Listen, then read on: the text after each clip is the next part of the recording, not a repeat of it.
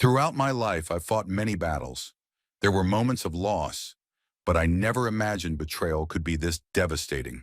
When someone you've given your years, efforts, and love to completely disregards it, it consumes you. Yet my story isn't just about betrayal. This is the story of a man defending his honor and worth. And it all started with one word from my wife's lips: Grant. Before diving into the story of what unfolded between my wife, me, and this man, don't forget to like my video and subscribe to my channel. My name is Caleb. I'm 52 years old and I've spent my entire life working hard to build something. I lost my father at a young age, but I managed to take over his small garage and turn it into a business. Today I own a small car dealership. It's nothing extravagant, but it's something I built with my own two hands. People know me for my honesty, and that means everything to me. I met Elle 25 years ago. Back then, she was a second-year law student. I admired her intelligence, ambition, and the strength she showed despite all the hardships she faced. We fell in love quickly and got married. Our life wasn't perfect, but it was solid. I worked twice as hard to get her through law school. While raising our kids, Jake and Ryan, I took on the roles of both father and mother. As she climbed the ladder in her career, I focused on growing my business. Seeing my family happy meant the world to me. But last year, everything changed. Elle received a job offer from a major law firm. Higher salary, a prestigious position, and an office with a city view. She was thrilled when she joined the firm. She kept talking about her new boss, Grant. "He's an amazing leader, so smart," she'd say. At the time, I wasn't the jealous type. I trusted her. After all, we had 25 years of history together. But over time, I started noticing changes. At first, they were small things. She began dressing more elegantly, coming home with the scent of a foreign perfume. She was glued to her phone, constantly hiding something. Still, I thought there might be a reasonable explanation.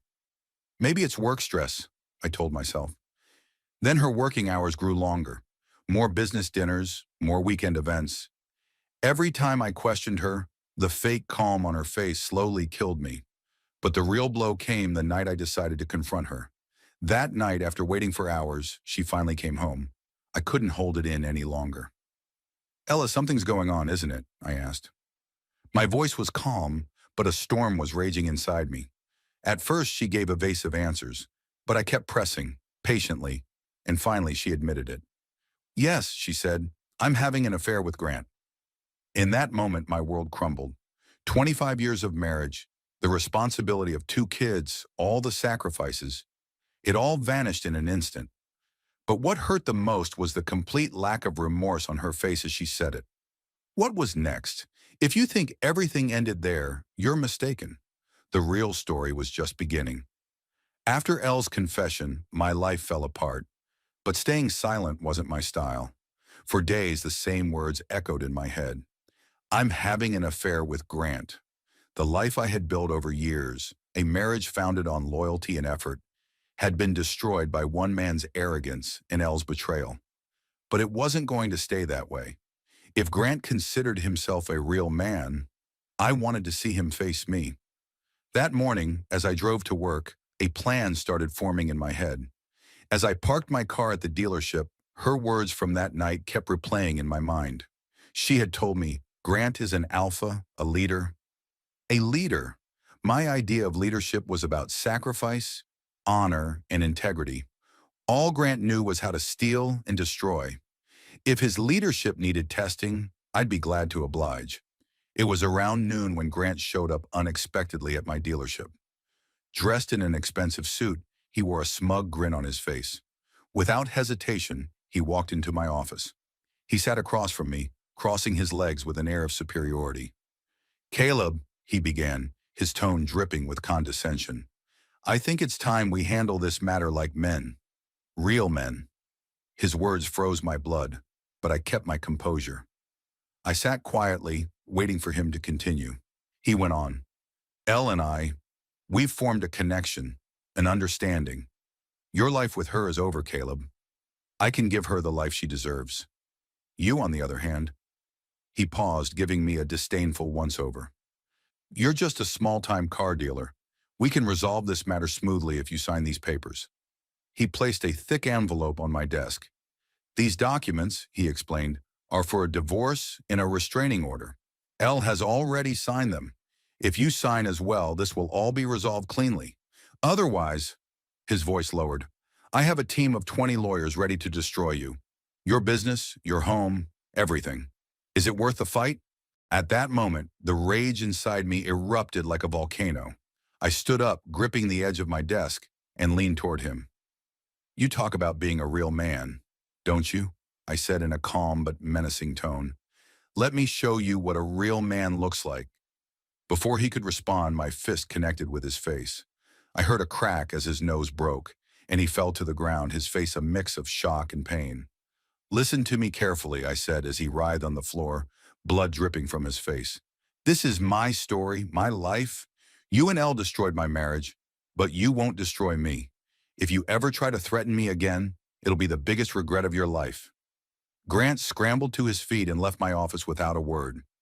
But this was just the beginning. I still had to confront Elle and settle this once and for all. When I got home that night, Elle was sitting in the living room. The look on her face is one I'll never forget. Was it guilt, regret? I couldn't tell. But one thing was certain. The love I had for her was gone. Sharing the same roof with her felt unbearable. I'm going to ask you something, Ella, I said, my voice calm yet filled with restrained fury. 25 years. All the sacrifices, all the memories, all the effort. Do none of them matter? Do none of them mean anything? She lowered her head, silent for a moment. Then she took a deep breath and began to speak. Caleb, you have to understand. I've changed. I started wanting more. I just felt like I was stuck in the same place with you. Grant said he could give me the life I wanted. Grant. Hearing his name again made my fist clench. The life you wanted? Did you ever tell me you didn't want this life? Your happiness was everything to me, Elle. But instead of talking to me, you lived a lie. Her expression shifted, turning defensive and slightly angry. Caleb, she said, I made a mistake, yes. But Grant, I don't have anything with him anymore. I didn't even defend him when he said you beat him up in your office. Her admission didn't calm my anger. It only fueled it. Grant isn't the problem anymore. That's over. The issue now is you. This marriage is over, Elle. You and I, we're done. My words hit her hard. Tears welled up in her eyes, but they didn't move me. I had spent years wiping those tears away. Now her regret was meaningless to me. Caleb, don't do this to me. I love you, she said, her voice trembling, but her words were hollow. If you love me, Ella, I said firmly, you wouldn't have done this to me. This story ends here. Tomorrow morning, all your belongings will be at the door. I've cut off your access to our accounts. Take what you need and leave. We're finished. Her panicked expression was strangely satisfying. A woman who had spent years belittling me and searching for an alternative was now desperate for a way out. You can't do this to me, she muttered. I'll hire a lawyer and take everything you have. I smiled. Quietly, I pulled the divorce papers from my jacket pocket. If you sign this, you won't lose anything. The only thing you'll get is what you're carrying right now. But if you push me, I'll push back. You forgot who I am, Elle, but I won't let you forget. At that moment, I saw true defeat on her face. She realized the weight of my words. She took the papers and began reading them in silence. Tears welled up in her eyes, but this time, I didn't lift a finger to wipe them away. By morning, she was gone. The house was empty, the rooms once filled with happy memories now engulfed in silence. But I felt at peace. Despite everything that happened, I had preserved my dignity and identity, and that meant more than anything.